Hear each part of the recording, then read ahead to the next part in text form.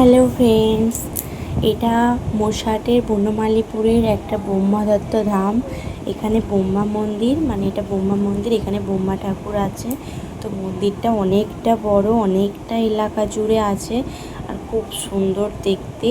মানে সামনে থেকে না দেখলে বুঝতে পারবে না। আর এই গেটটা পুরোটাই কাঠের তৈরি, খুব সুন্দর। আমরা এখানে প্রায় যাই। আগেরবার একবার গিয়েছিলাম ষষ্ঠীর সময়, তো এই বছরও ষষ্ঠীর দিন গিয়েছিলাম। যেহেতু বিকেলবেলা ঘরেতেই ছিলাম, ভালো লাগছিলো না, তাই ওকে বললাম যে নিয়ে চলো, যাবো। আর গেলে ভিতরটা এত ভালো লাগবে কি বলবো।